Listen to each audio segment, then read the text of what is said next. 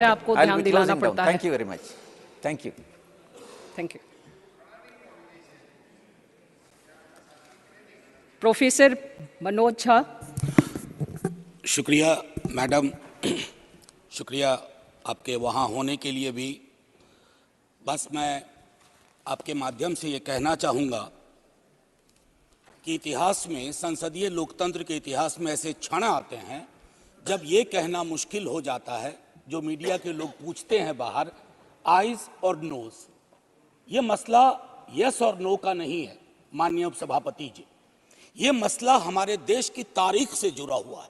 ये मसला इस बात से जुड़ा हुआ है जो प्रधानमंत्री जी ने अभी बीते दिनों सेंट्रल हॉल में कहा था, कैनवस बड़ा होगा, आकृति बड़ी होगी।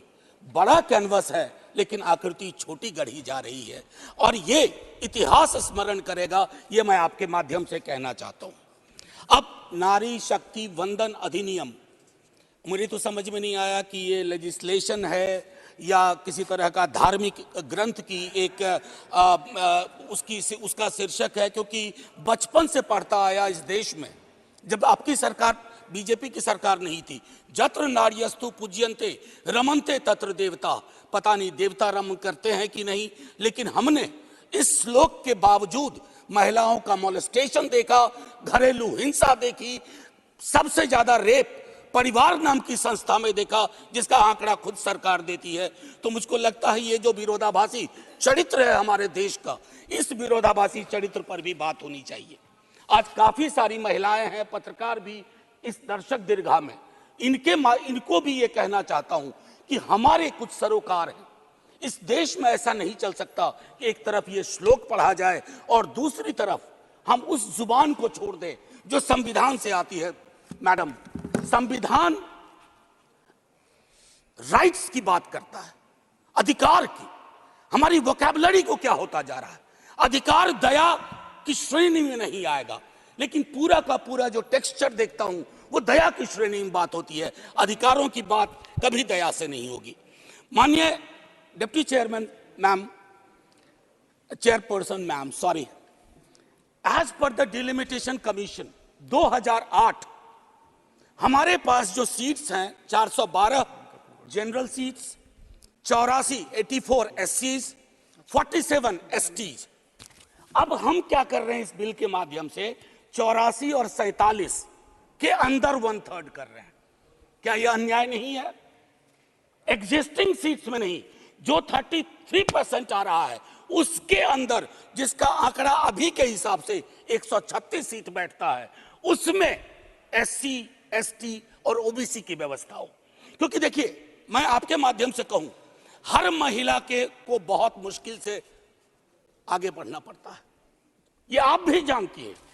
और खास करके पिछड़े वर्गों की महिलाएं, अनुसूचित जाति जनजाति की महिलाएं, उनका डिप्रिवेशन और वल्नरेबिलिटी बाकियों से ज्यादा होती है। हैंड होल्डिंग करने के लिए कोई नहीं होता है, हैंड होल्डिंग करने के लिए कोई नहीं होता है।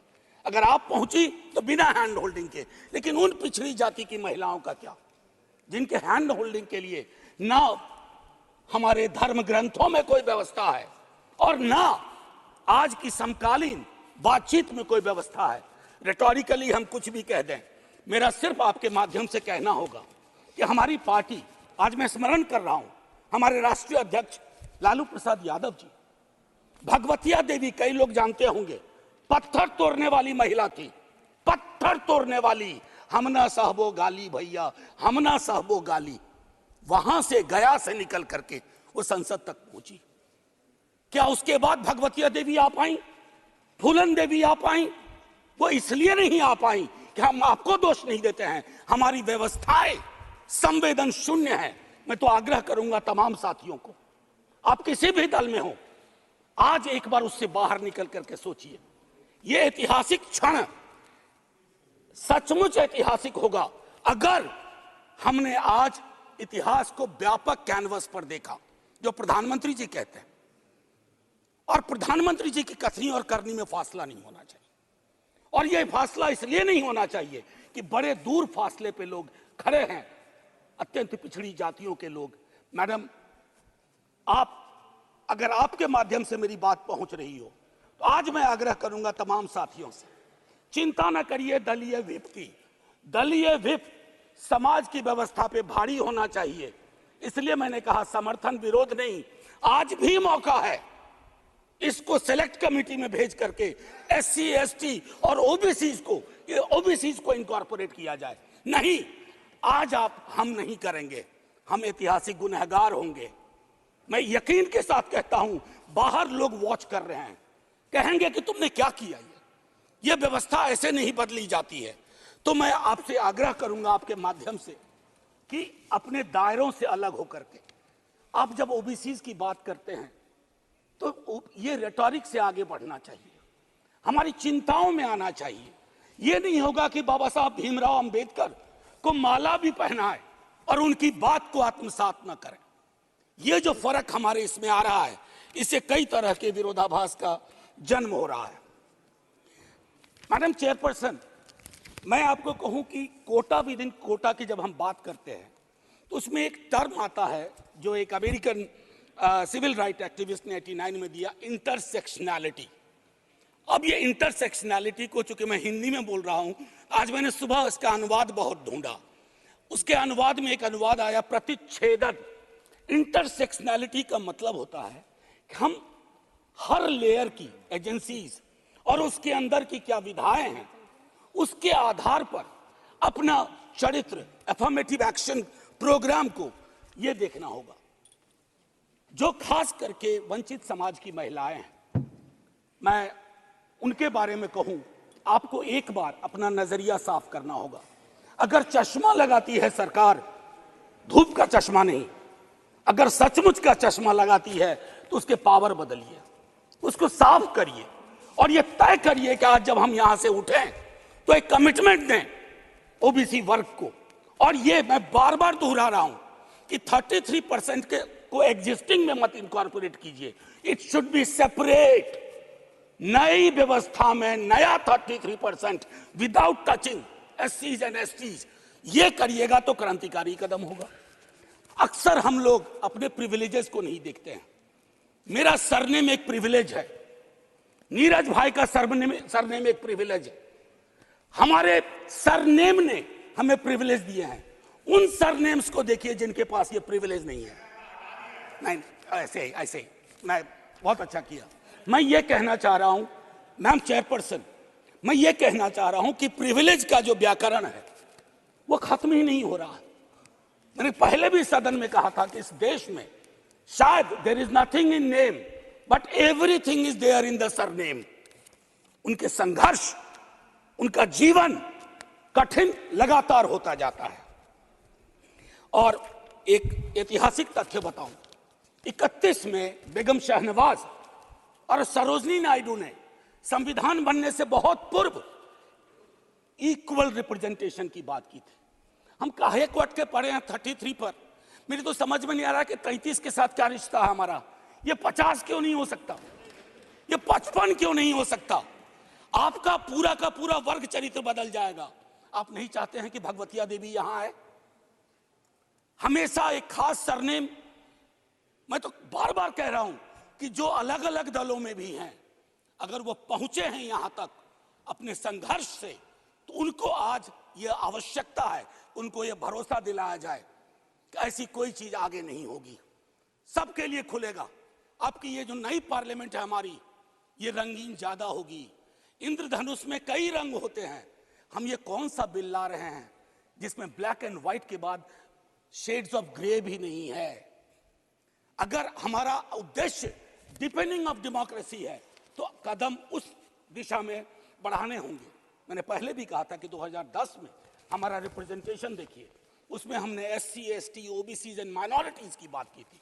और हम इसलिए नहीं कर रहे हैं, हम चाहते हैं कि वर्ग चरित्र बदले। संसद सचमुच में प्रतिनिधित्व की संस्था बने जिसमें सबके आकार हों, सबकी शक्लें हों। ये ना हो कि एक प्रभुत्व वर्ग का उस पर हमेशा उस पर छाप रहे। अब मैं कहूं कि अभी जातिगत जनगणना कल शाम के बाद, मैम चेयरपर्सन, अब मैं आपका अटेंशन चाहता हूं। कल शाम के बाद इस देश में लोकसभा में बिल पास हुआ, उससे ज्यादा इस बात की चर्चा हो रही है ओबीसी के साथ नाइंसाफी हुई, इस बात की चर्चा हो रही है कि जातिगत जनगणना पर क्यों ब्लॉक किया जा रहा है। और मैं ये कह रहा हूं, हमारे सीएम नीतीश जी और तेजस्वी जी डिप्टी सीएम, उन्होंने जातिगत सर्वेक्षण कराया। 28 अगस्त को मेरे पास दोनों एफिडेविट है। पहले एफिडेविट कौन लेके गए? सरकार। तुषार मेहता खड़े होते हैं, सॉलिसिटर जनरल, ये कहते हैं कि state government can not do any activity like census और एक्टिविटी अकिन टू सेंसस।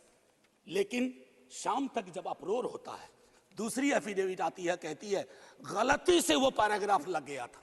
सरकारें ऐसी गलतियां नहीं करती हैं, ये मानस करवाता है, ये प्रेजुडिस माइंड करवाता है। मैम चेयरपर्सन, बस ज्यादा नहीं लूंगा। मैंने कई संशोधन दिए हैं मैडम चेयरपर्सन, मैंने कई संशोधन दिए हैं। उन संशोधनों पर भी सरकार विचार करे। हाथ जोड़ के कहता हूं, आपका कुछ भी नहीं बिगड़ेगा। हृदय विशाल रखना चाहिए।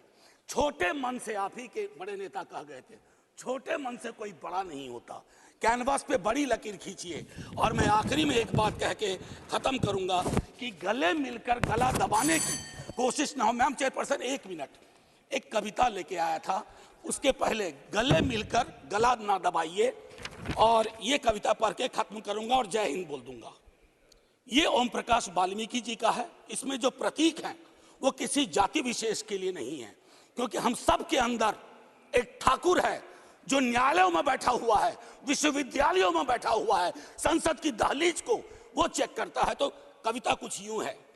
चूल्हा मिट्टी का, मिट्टी तालाब की, तालाब ठाकुर का, भूख रोटी की, रोटी बाजरे की, बाजार खेत का, खेत ठाकुर का, बैल ठाकुर का, हल ठाकुर का, हल की मूठ पर हथेली अपनी, फसल ठाकुर की, कुआं ठाकुर का, पानी ठाकुर का, खेत खलिहान ठाकुर के, गली मोहल्ले ठाकुर के, फिर अपना क्या, गांव, देश, शहर। और मैं फिर से क्लैरिफाई करता हूं, वो ठाकुर मैं भी हूं, वो ठाकुर संसद में है, वो ठाकुर विश्वविद्यालयों में है, वो ठाकुर विधायिका को कंट्रोल करता है। इस ठाकुर को मारो जो हमारे अंदर है।